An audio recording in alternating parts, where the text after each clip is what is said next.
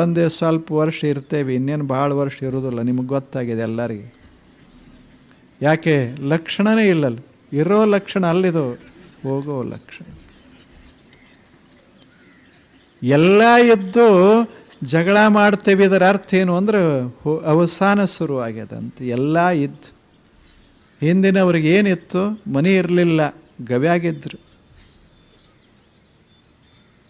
ಊಟಕ್ಕೆ ಏನೂ ಇರಲಿಲ್ಲ, ಹಸುವಾದಾಗ ಎಲ್ಲಿ ಬೇಕೋ ಅಲ್ಲಿಗೆ ಹೋಗ್ಬೇಕು, ನೀರಡಿಕೆ ಆದಾಗ ನೀರಿದ್ದಲ್ಲೇ ಹೋಗಬೇಕು. ಇಂಥ ಕಾಲ.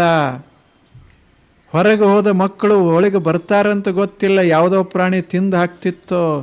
ಇಂಥ ಕಾಲ ಅದೊಳಗೆ ಲಕ್ಷಗಟ್ಟಲೆ ವರ್ಷ ಬಾಳಿ ಬದುಕಿ ನಮಗೆ ಹಿಂಗೆ ಕೊಟ್ಟು ಮನೆ ಮಾಡಿಕೊಂಡೇವಿ, ಹೊಲ ಮಾಡಿಕೊಂಡೇವಿ, ಎಲ್ಲ ಅದ್ಭುತ ವಸ್ತು ಒಡವೆಗಳನ್ನು ತಯಾರು ಮಾಡಿಕೊಂಡೇವಿ.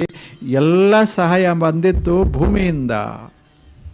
ಬಂಗಾರ ಬಂದಿದ್ದು ಭೂಮಿಯಿಂದ, ಬೆಳ್ಳಿ ಬಂದಿದ್ದು ಭೂಮಿಯಿಂದ, ಮುತ್ತು ರತ್ನಗಳೆಲ್ಲ ಭೂಮಿಯಿಂದ, ಏನೇನು ನಮ್ಮ ಸಂಪತ್ತ ಅಂತಂತೇವಿ ಎಲ್ಲ ಭೂಮಿಯಿಂದ ಬಂತು. ಇಷ್ಟಾಯ್ತಲ್ಲ, ಇಷ್ಟೆಲ್ಲ ಅದ ಅಲ್ಲಿ. ಆರಾಮಿರ್ಬೇಕು ಬೇಡ?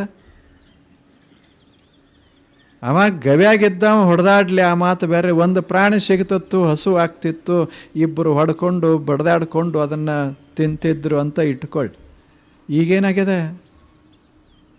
ಇಷ್ಟೆಲ್ಲ ಅನುಕೂಲತೆಗಳಿದ್ದಾಗಲೂ ಸಹಿತ ಮನುಷ್ಯ ಬಡ್ದಾಡ್ತಾನೆ. ಇದರ ಅರ್ಥ ಏನು ಅಂದರೆ, ಏನಿದ್ರ ಅರ್ಥ? ಇವ ಉಳಿಯೋ ದಾರಿಯೊಳಗಿಲ್ಲ. ಭಾಳ ದಿವಸ ಇರ್ತಾನಂತಲ್ಲ, ಅಷ್ಟು ವರ್ಷ ಬಂದಾನ, ಇನ್ನೊಂದು ಸ್ವಲ್ಪ ದಿವಸ ಇರ್ತಾನೆ. ಇರೋದ್ರಾಗ ನೋಡಿ, ಇನ್ನೊಂದಿಟ್ಟು ನೋಡಿ, ಇನ್ನೇನು ಬರೋದು ಭಾಳ ಕಷ್ಟ, ಇನ್ನೊಂದಿಟ್ಟು ನೋಡಿ ಯಾಕೆ ಹೋಗಬಾರದು? ಚಲೋ ಚಲೋ ಅದ ಜಗತ್ತಿನ.